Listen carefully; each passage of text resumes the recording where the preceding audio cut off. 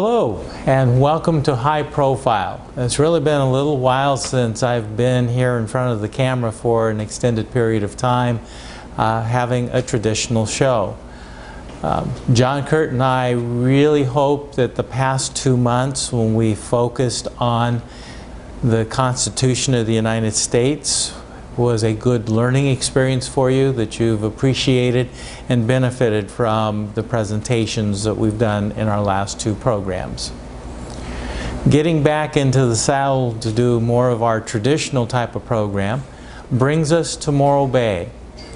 And here in Morro Bay, we are very pleased to be able to sit down and have a conversation with the very first Small Business of the Month award recipient from the Morro Bay Chamber of Commerce.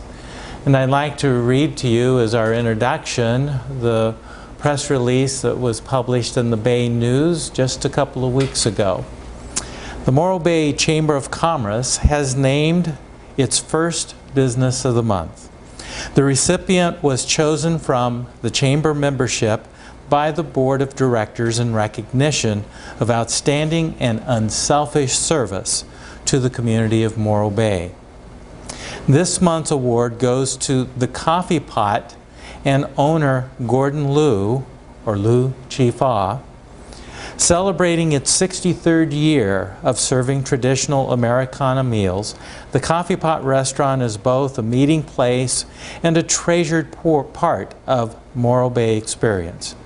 Liu Chi-Fa was born in 1942 in the Jiangsu province in China. He grew up an orphan and immigrated to the United States in 1969, a story he later wrote down in Double Luck, Memoirs of a Chinese Orphan, which received a Parents' Choice Gold Award for nonfiction. As Business of the Month, the Coffee Pot will be eligible for the prestigious Business of the Year Award. And so we're very happy as High Profile to come and to talk to Gordon about his experience, about his business. But more than that, Gordon, for me, has become a good friend. We've had good conversations about doing business and life in Morro Bay. And so when I heard that Gordon received this first award, I thought, well, this would be a good time to come in and talk to him. He's really been on my agenda for a program to do, and this award just gave me the great opening to be here. So Gordon, yes, sir. I'd like to welcome you to High Profile. Thank you, sir. Thank you. Thank you for that. What I'd like to do in the hour that we've got together is to give you an opportunity to kind of tell me your story. Noted from the write-up in the Bay News and from the Chamber of Commerce, you've been in the United States since 1969. But at least in the 8-9 years I've lived in Morro Bay, you've been a fixture here at the Coffee Pot. So first, how long have you had the Coffee Pot? How long have you been in Morro Bay?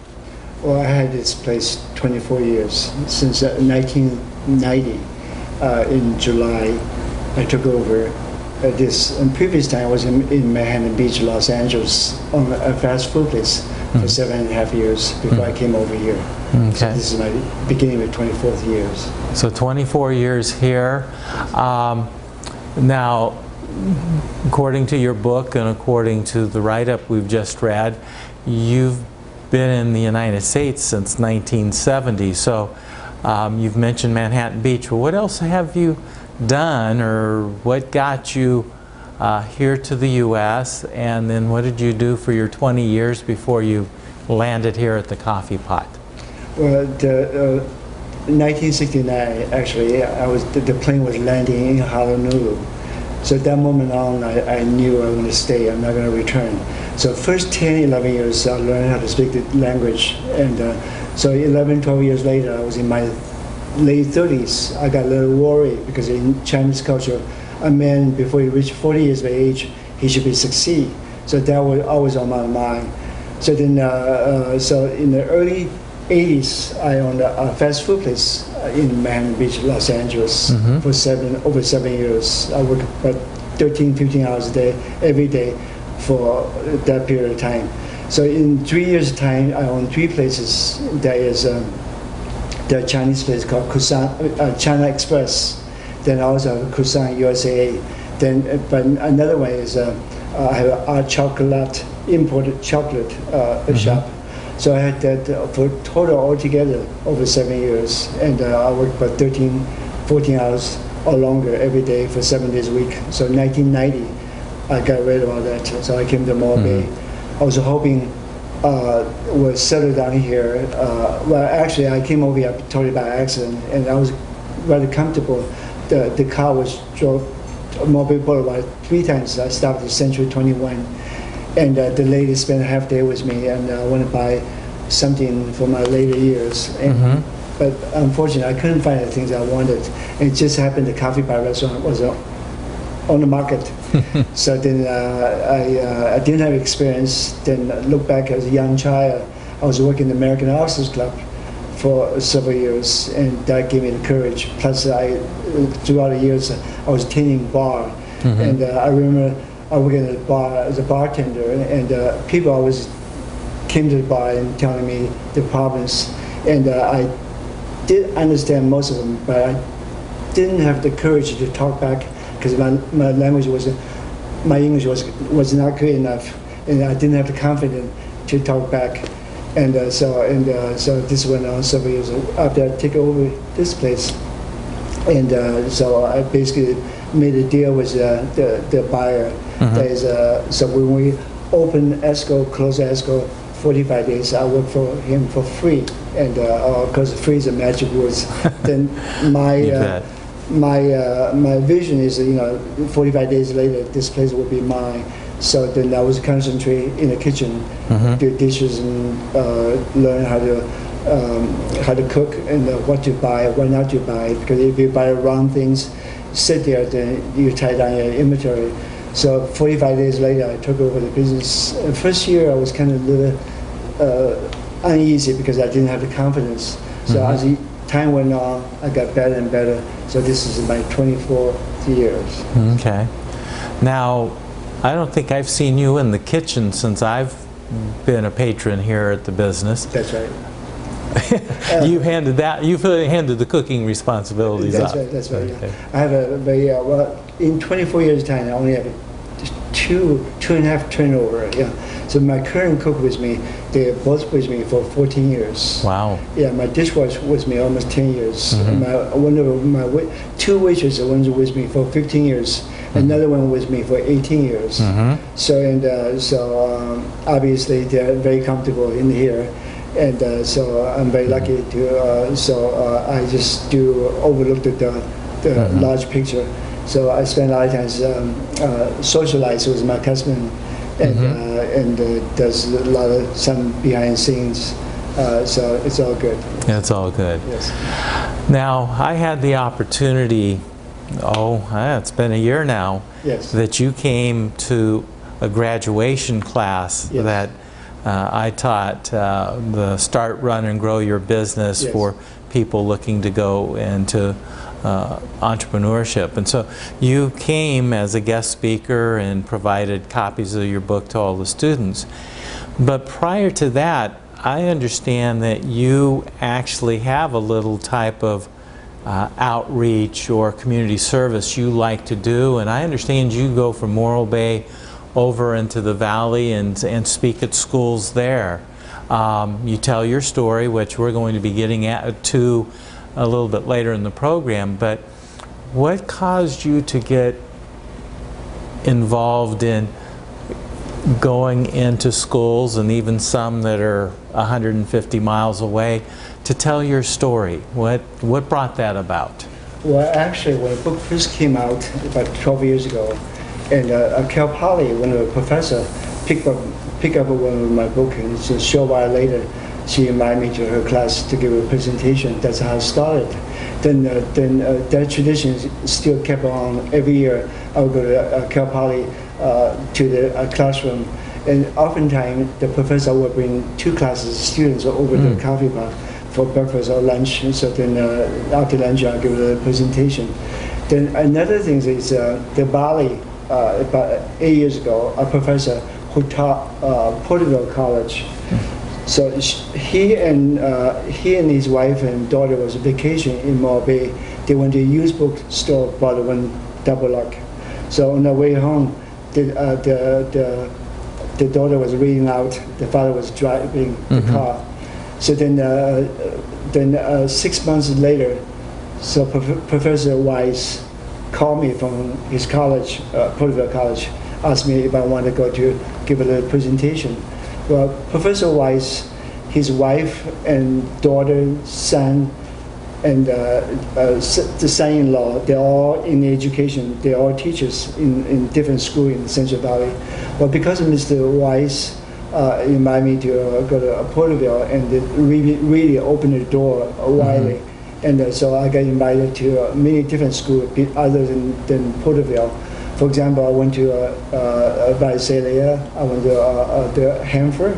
Hanford, West Hill College used my book as a required reading book. And Taft College also used my book as a required reading book. And, of course, so every year I got invited to those places, and I went there pretty regularly. Then besides that, then I got invited to a Rotary Club, et cetera, et cetera. So it's pretty busy. But I only do now in the summer season. Summer season, I'm concentrating in the restaurant. I think from June to a portion of September, I usually concentrate here. From the middle of September, I get invited to different places. Then the last 12 years, I sold probably over 30,000 copies of my book. Wow. Yeah. So just here. So the money all donated to different places, and so I'm not going to mention the number, but it's a huge number. I am just very happy, especially on a successful restaurant in Morro Bay. I believe I should give back to the community, and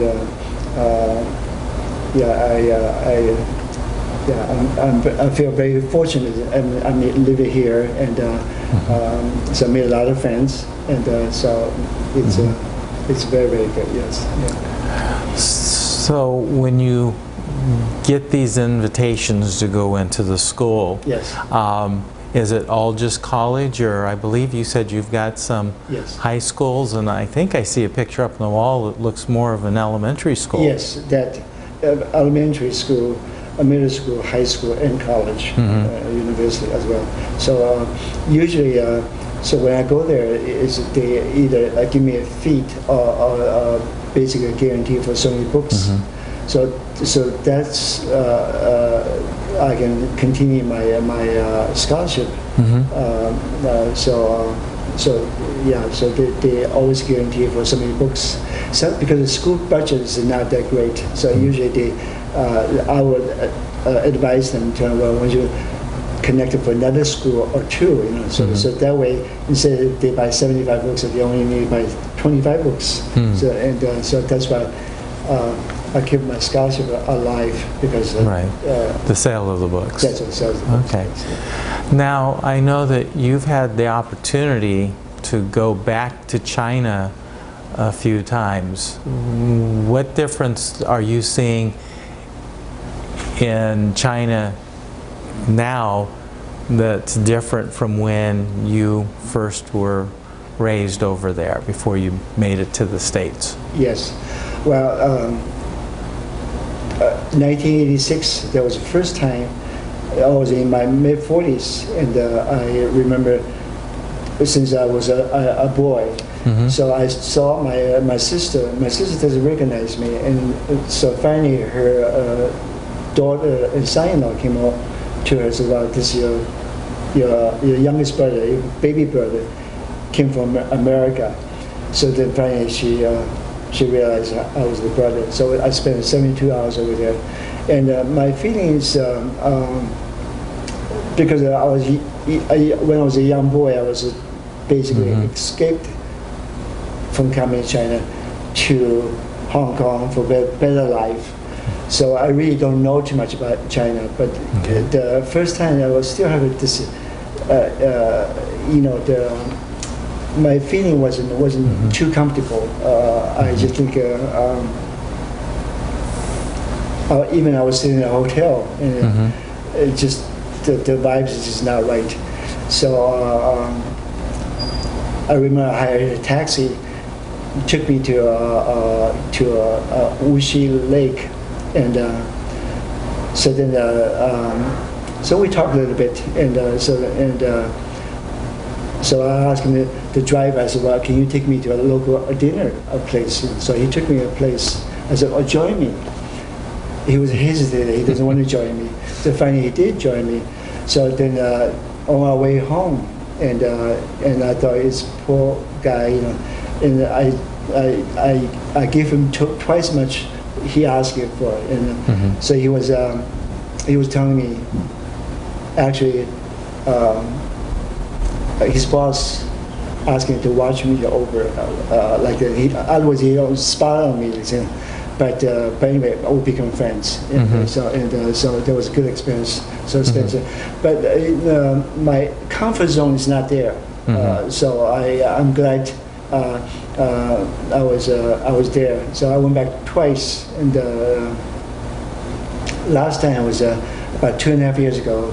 Was the Mobi Chamber Conference. There was a. That's right. They did a. There was 29 people. And, so there was we went to the major 4 cities. The last stop was in Shanghai. So and I was very pleased. I think Shanghai is no longer like 50 years later, it's totally facelifted. It's the most sophisticated city there is in anyways. And so it's I was very pleased, but I was equally happy to return to the States. Yes, I can imagine.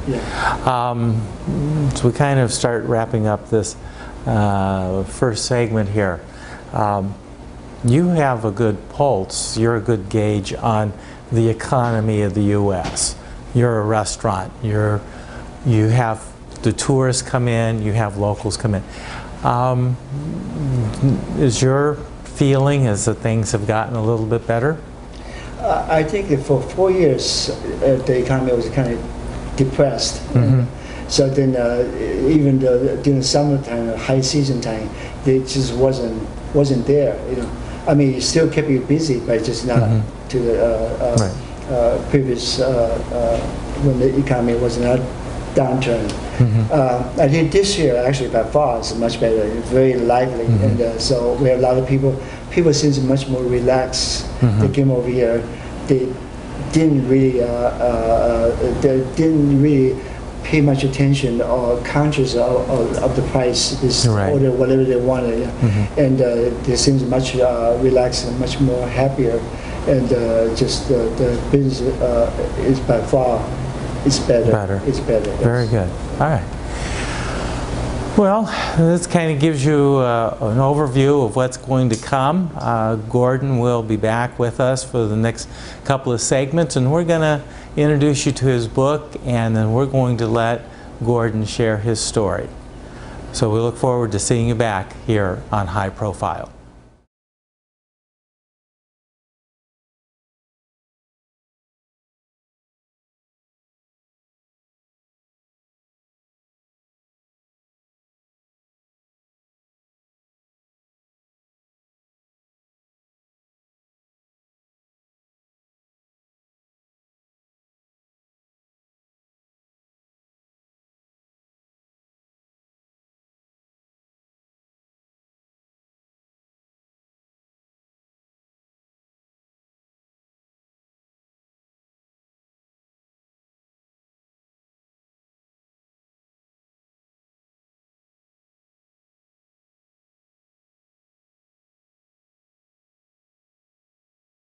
Hello, and welcome back to High Profile. Again, my name's David Ryle, and I'm the host of the program.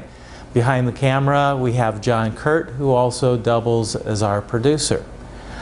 We're happy to be at the Coffee Pot in Morro Bay. They've been designated as the very first Business of the Month by the Chamber of Commerce. We're here with Gordon, also known as Lu Chi-fa, from China, owner of the Coffee Pot for the last 24 years.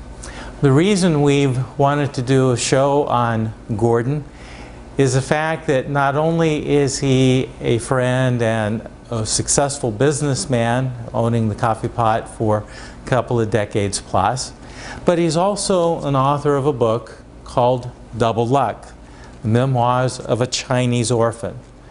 And this book came out in 2001. In the book, Gordon shares his experience of being an orphan, being in China, making his way to Hong Kong before he finally made it to the United States in 1969. And so what I'd like to do is bring Gordon back into the conversation and have him kind of just share with us his story. Because sometimes we in the United States, we get to be couch potatoes, we get to just enjoy the lap of luxury, as it were, even when we may think we're lower middle class or even poverty. Our poor are within the top 20% of the rich people in the world.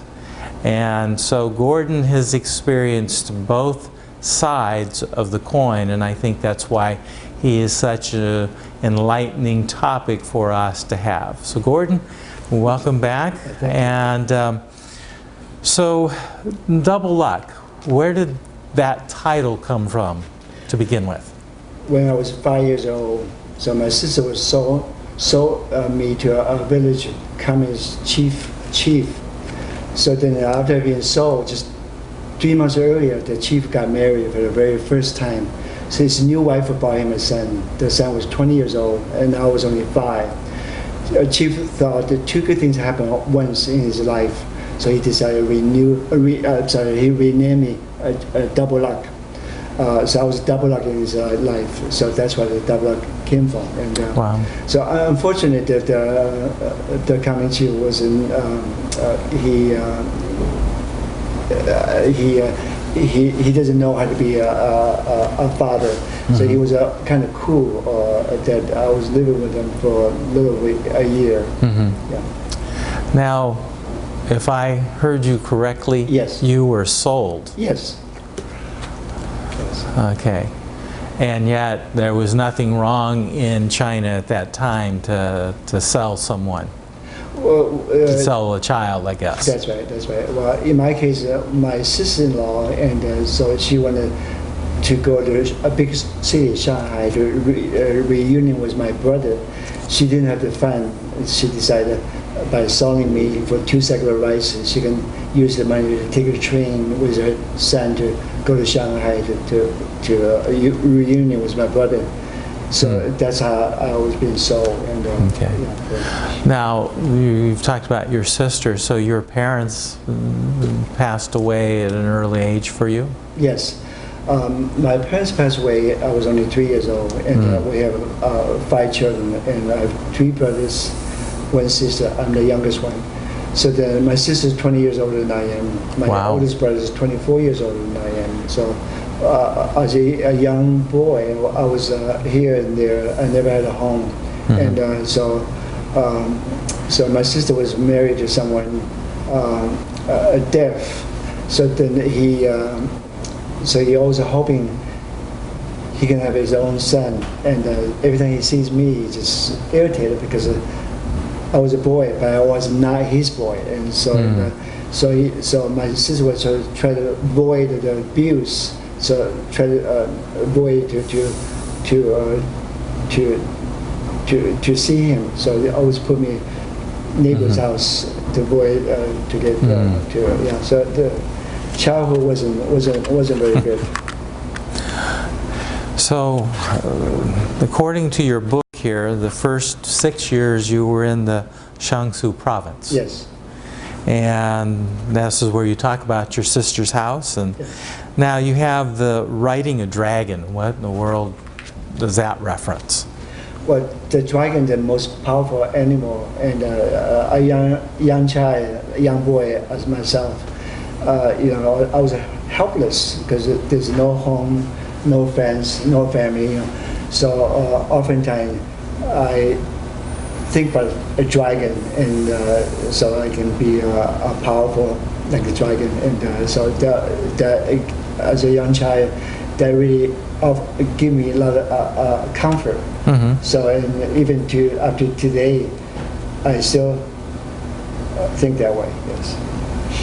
So, for you, the dragon was your support system, as it were. That's right. That's right. Okay. Favorite uncle's house? My uncle is so he is my mother's youngest brother. He taught school in the village, and he's a kind person. He's like a father figure, and I was hoping, and I was his son. But I remember very clearly, I was after I disconnected with my Communist village chief, Communist father. Mm-hmm. So I was temporarily stay with them. So so during the daytimes, my uncle went to school, taught school. So I spent a lot of time with my aunt, and so many times during lunch times, my aunt would send me away to get tender grass to feed a cow. So by the time I got home and lunch is over, so she would feed me pig's food. And in the olden days we used the whole wheat shell, and we ground it very, very smooth like a powder, and mixed with undeveloped sweet potatoes and ground together, mixed with water. Mm-hmm. That's how we feed the pigs. So that's how my aunt feed me for that kind of food.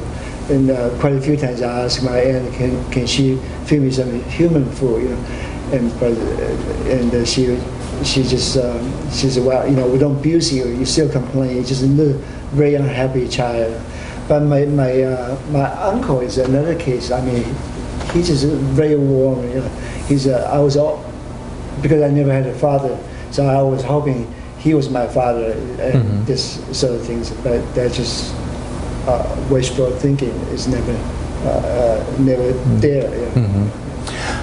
Now, after you came to the States, were you ever able to reconnect with your uncle, or was he, did you get a chance to stay in communication with him after you left that province, or? No, after that I escaped from the Communist China to Hong Kong, spent 4 years of my childhood in Hong Kong, then from Hong Kong moved to Taiwan for 14 years. So when I was in Taiwan, there was under two different systems. So I was not allowed to have any kind of communication to mainland China. So until 1986, I became an American citizen. So at that point in time, I was searching for my sister. So fortunately, a month or two, so I found my sister. So that's how things.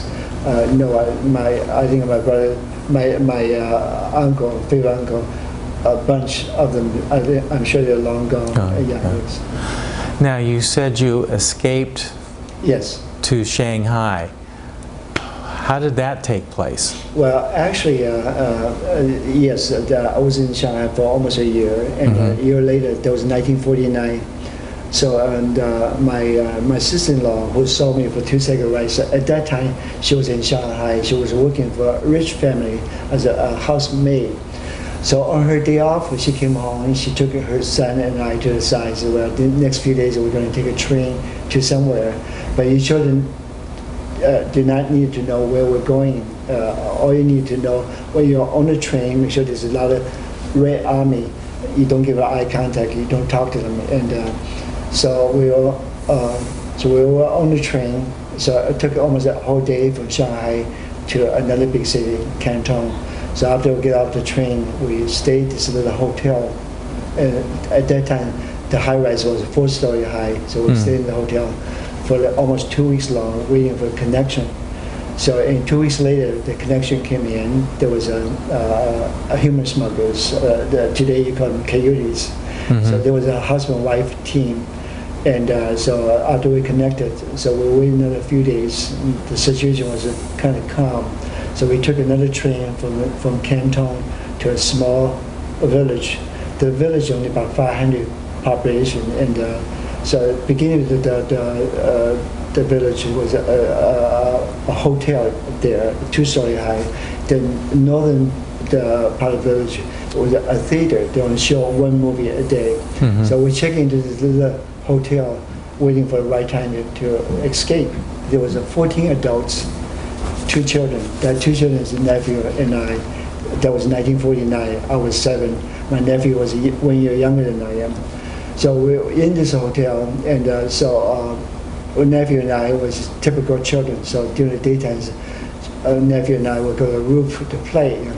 And we saw a lot of innocent Chinese men was being handcuffed by the Red Army. But the handcuff is not like in America. You use it as sophisticated things. And it was like holding 2 people. That was use a rope made with straw, like 16, 17 people on the was handcuffed by the Red Army, walking the center of the street. So when nephew and I saw the situation, so we carefully walked down from the roof to the lobby and told our leaders not to go out, and because if they go out, they would face the same situation, get handcuffed. Because it doesn't have to be any good reason, just because you don't speak the same dialect, because you're in the wrong area. In those days, you can't just go and you fill up a tank of gas. You can go anywhere freely. Right. In those days, you go from A to B. You need to call a road ticket, meaning permit to be called. You have to give a good reason. So it can live a very challenging, dangerous time. So then, so after we told our leader not to go out, so we waited for another day or 2, and so then, so our leader came to us, said, "Well, you children sit down. We're going to let her talk. I know you're only 7 or 6, but I'm going to treat you like a young adult, because we normally, when we escape adult only, we don't include children like your age, but we're going to take a chance. But if you make any kind of noises or something, if you get hurt, and don't cry, you continue to move on." So at that moment on, I was no longer 7 years old. I was 17, because I realized it's a matter of life and death. So then, so a day later, we went to a movie theater, and so halfway through the movie, so 3 or 4 got up very carefully, me in the back door. So after all 16 together, so we saw escape. The road was very, very small, and both sides grow water chestnut. As you know, the water chestnut grow in the mud.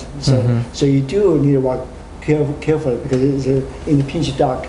So we walked miles along. So finally we arrived at the iron fence. The iron fence, this side of the fence is coming in China. The other side of the fence is English. Otherwise, this fence is divided in 2 countries.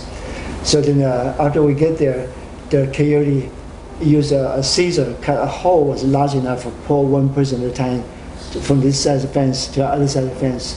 So after we all went to the other side of the fence, so so the coyote's husband decided to light a match to smoke. Because the lighting was attracted to the dog. So dogs start barking. The next thing is a spotlight. Next thing is a machine gun. Yeah. So fortunately, we all got scared, but no one get hurt or died. So then after that, so we waited until the machine gun totally stopped it.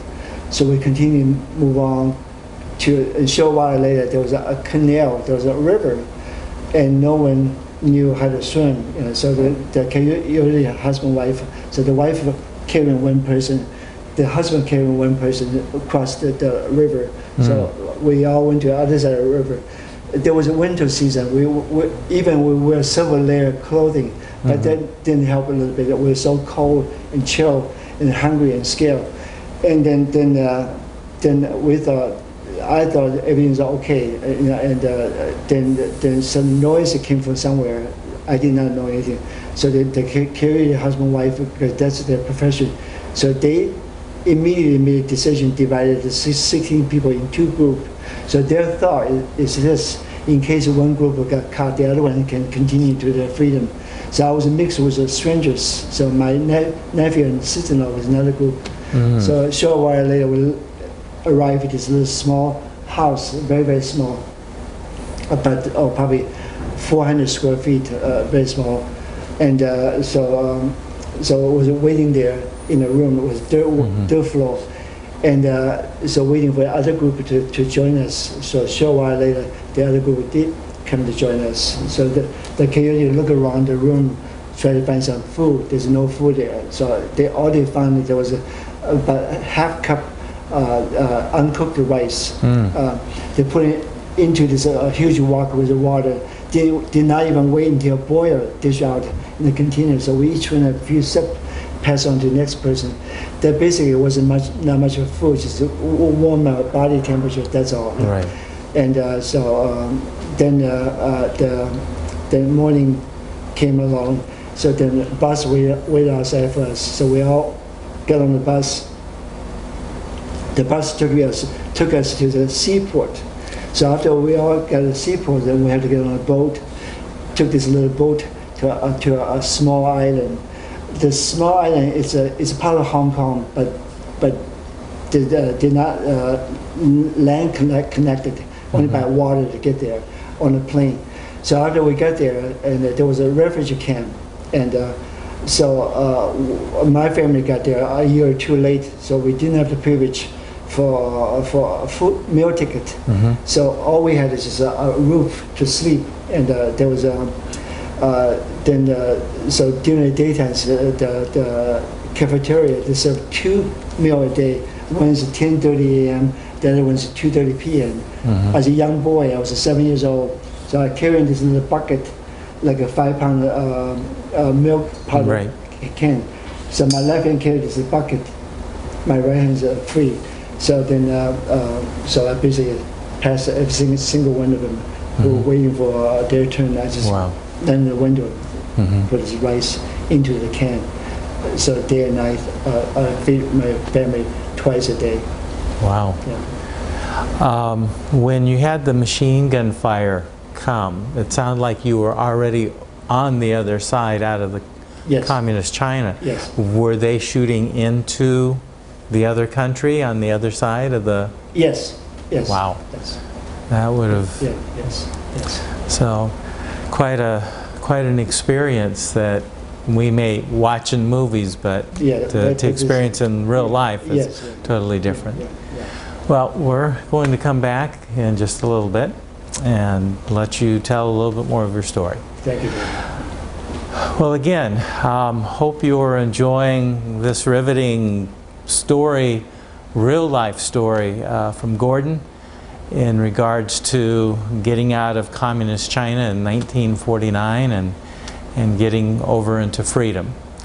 Again, this is High Profile, and we will be back in just a minute.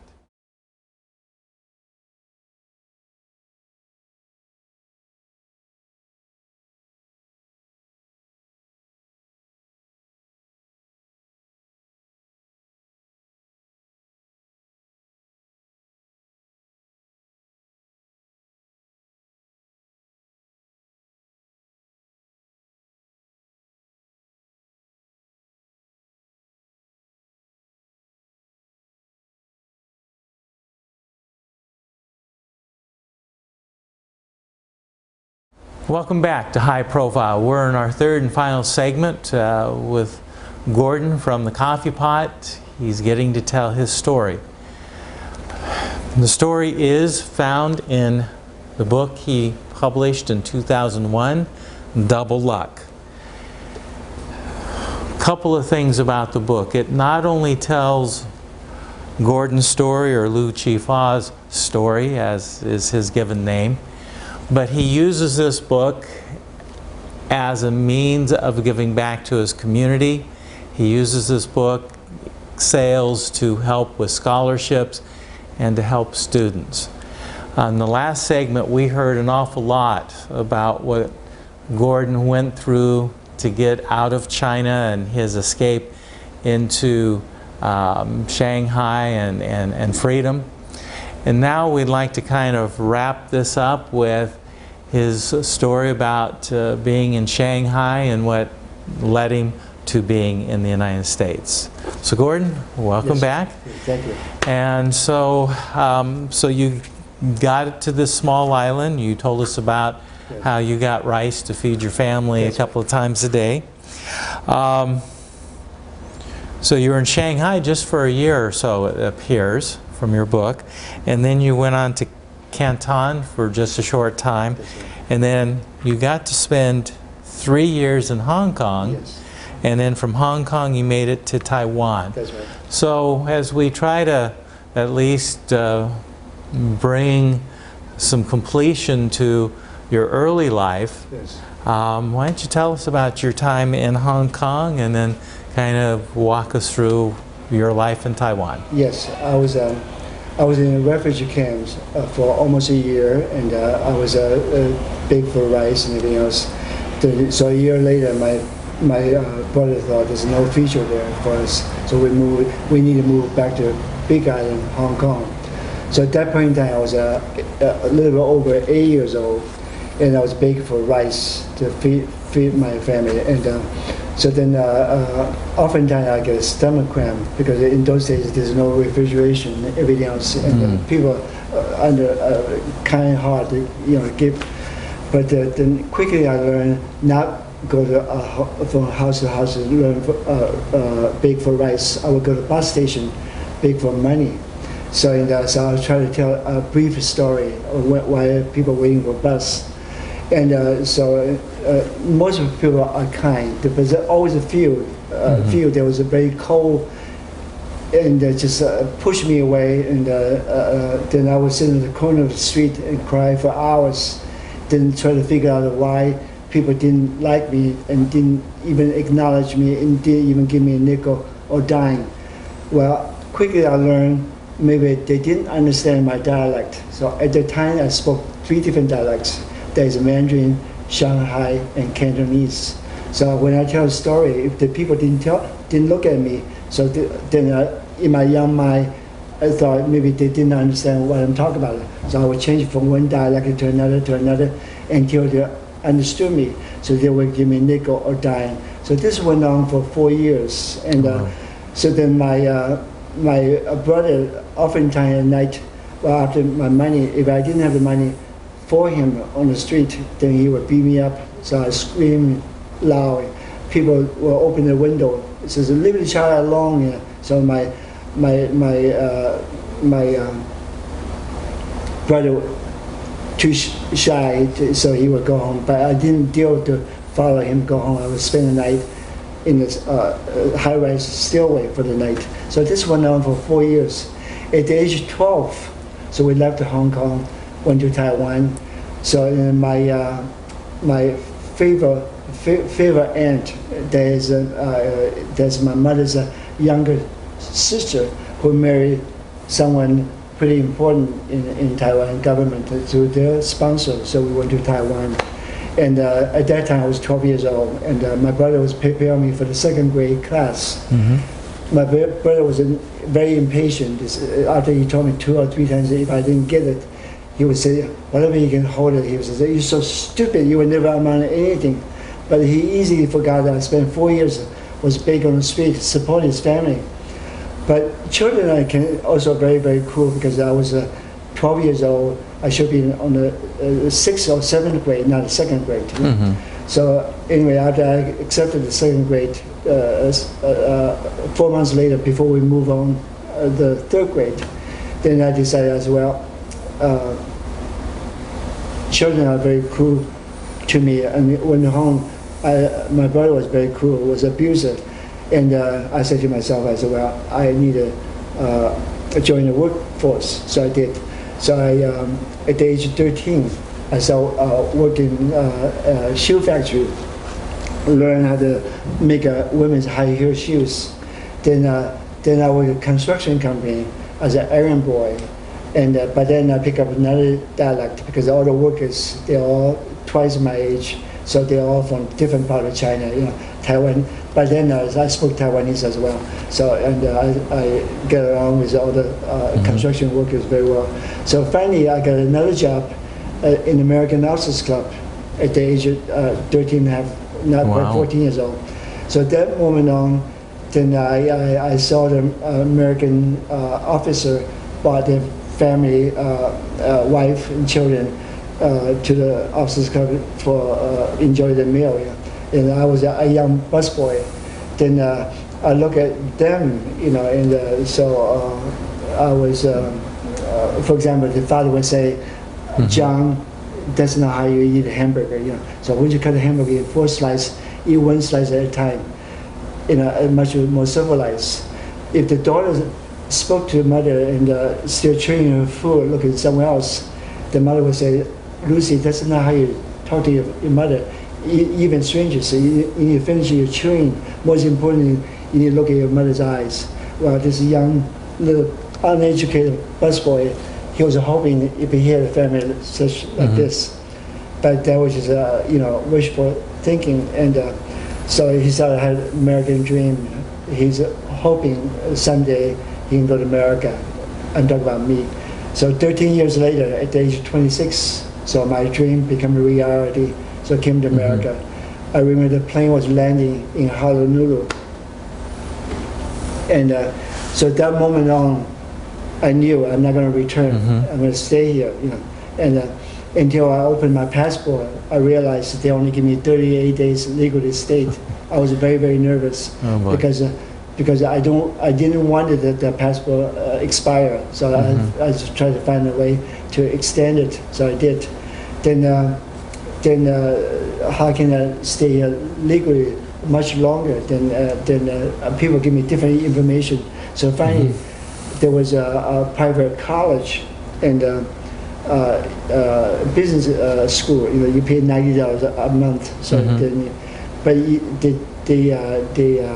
they require the high school diploma and a passport. So I only had a passport, but I did not have the high school diploma. But I said, well, I want to give it a try without a high school diploma, just the passport, see what happens, because I'm not going to lie to them. So 3 days later, I went to school, the school officer. Then I opened my passport. I realized the immigration gave me 4 years of student visa. So then I felt released. Oh, sure. And so then at that time I was working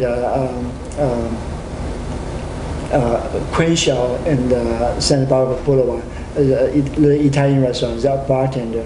And that time I didn't speak a whole lot of English. Then I worked there for almost a year. The minimum wage was $2.25. They only give me $1.60. But I was just as happy because I was desperately needed the local experience.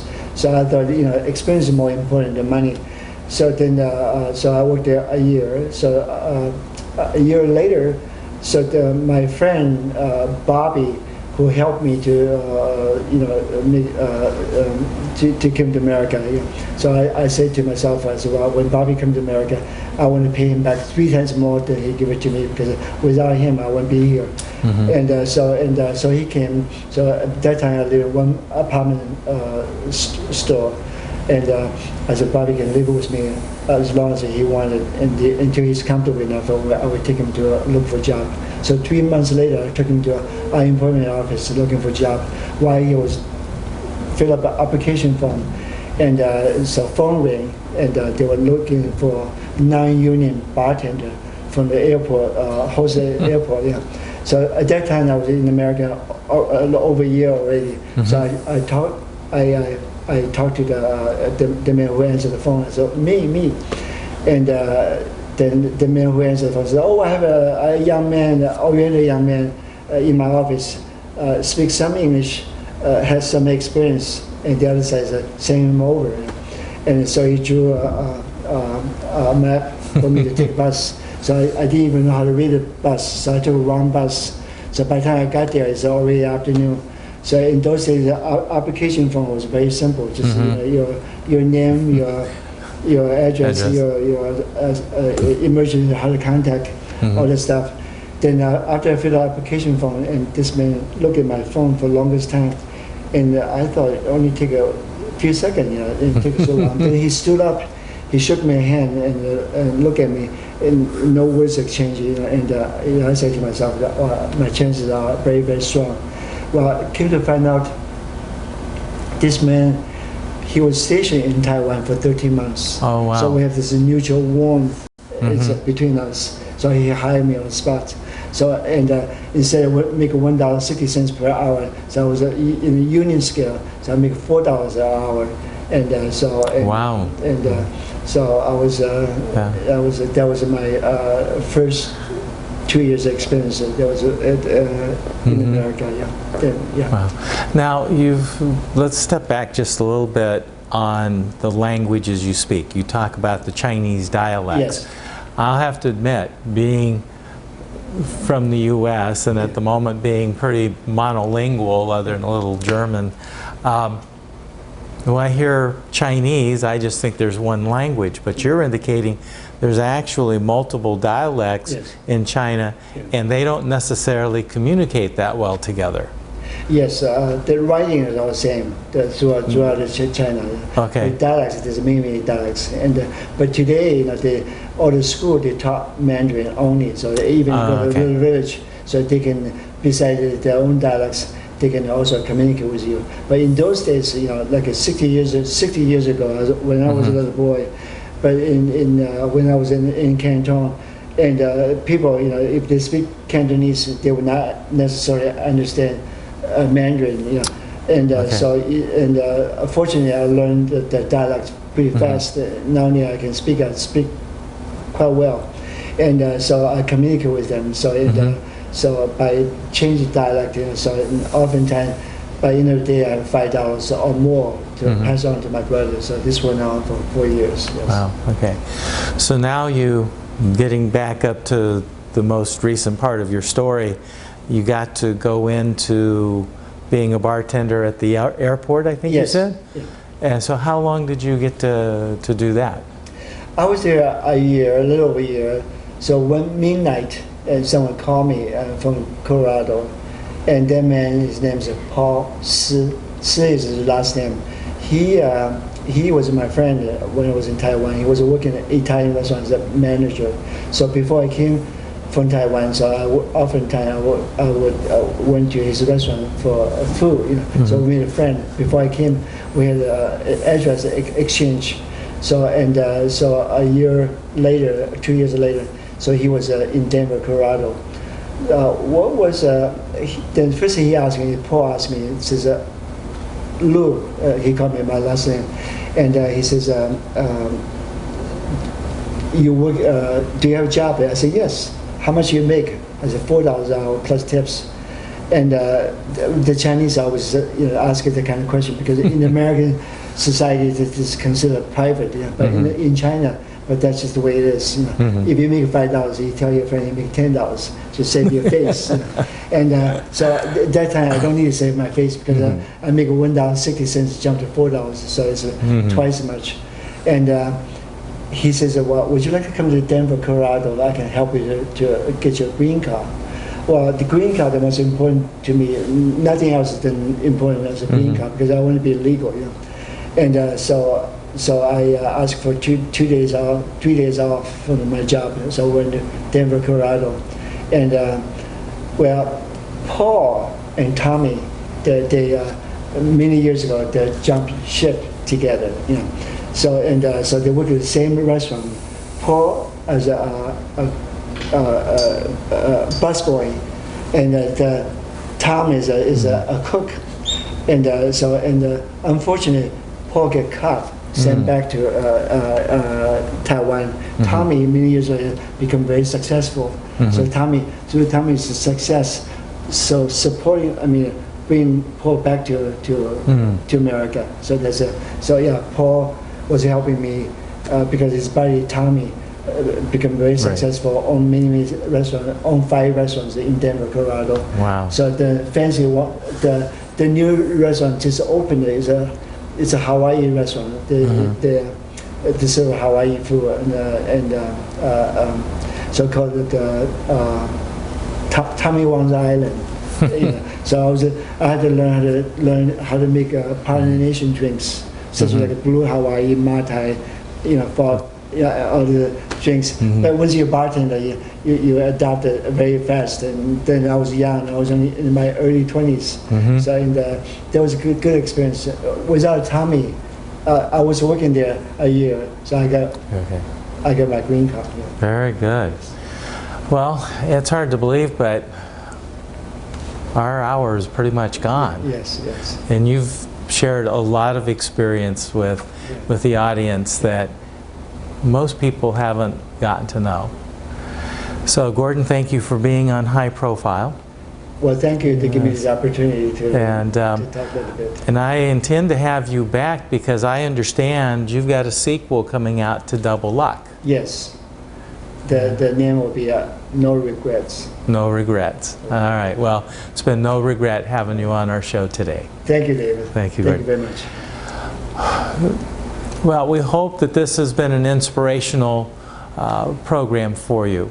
To have the opportunity to personally hear an account of someone escaping from a communist country, knowing what they had to go through to get here and the begging that they did, and just a couple of pails of rice to feed a family for years, should make all of us really enjoy and appreciate what we have here in not only Morro Bay, but the good old USA. If you'd like to get a hold of a copy of Double Luck, you can do so by, number one, contacting Gordon here at the Coffee Pot, or shoot us an email at highprofileslo@gmail.com, and we'll make sure that your interest, your request, is passed on here to Gordon. So, on behalf of John Kurt, I'm David Ryle. Thank you for joining us for High Profile. And you may have noticed that the sponsor for the program today has been the Grief Share program that is hosted by the Morro Bay Church of Christ. And again, we thank you for joining us. We'll see you next time.